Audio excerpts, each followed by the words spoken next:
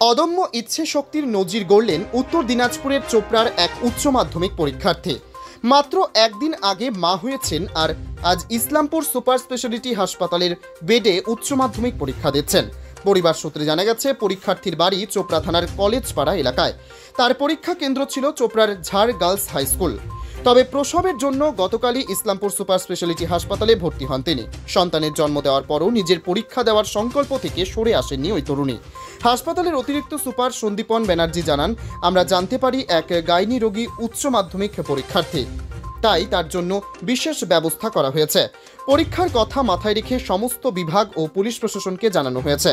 বর্তমানে তিনি সেখানেই পরীক্ষা দিচ্ছেন। মা ও সন্তান দুজনেই সুস্থ আছেন।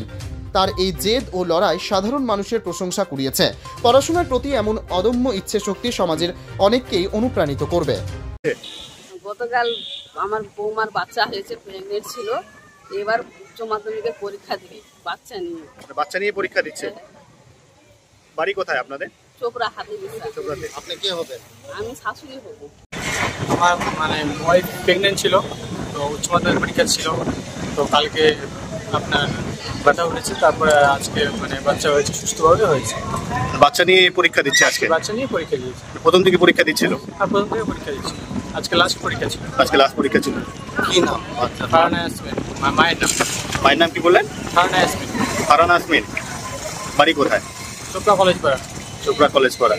বলছি এখন বর্তমানে বাচ্চা মা দুজনে সুস্থ আছে? সুপার স্পেশালিটি হাসপাতালে একজন উচ্চ মাধ্যমিক পরীক্ষার্থী পরীক্ষা দিচ্ছে, কি বলবেন, কি বিষয় রয়েছে?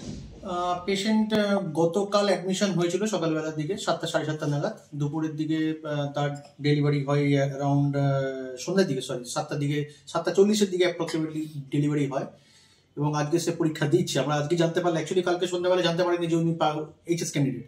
রাত্রে আজকে সকালবেলায় উনি মোটামুটি আমাদের ডিক্লেয়ার করেছে যে উনি এইচএস ক্যান্ডিডেট, ওনার এক্সাম আছে। তো তড়িঘড়ি আমরা অ্যারেঞ্জমেন্ট করি, আমরা চোপড়া বিএমএইচকে আমি ইনফর্ম করি যাতে চোপড়া ঝাড় হাই স্কুল স্টুডেন্ট। কোন স্কুলের স্টুডেন্ট? চোপড়া ঝাড় হাই স্কুল, এক্স্যাক্টলি এটা বলে দিই। হ্যাঁ, চোপড়া ঝাড় হাই স্কুলের স্টুডেন্ট। আর সেন্টার ছিল হচ্ছে সোনাপুর হাই স্কুলে মানে সেন্টার করেছে। আর আপনার হচ্ছে আমরা সেই হিসাবে অ্যারেঞ্জমেন্ট করি মোটামুটি। আর এখন পরীক্ষা দিচ্ছে, ক্যান্ডিডেট আছে ওখানে, এক্সামিনারও আছে। তারপর হচ্ছে পুলিশ প্রোটেকশন দিয়ে আমাদের চোপড়া গার্লস স্কুলে নাকি?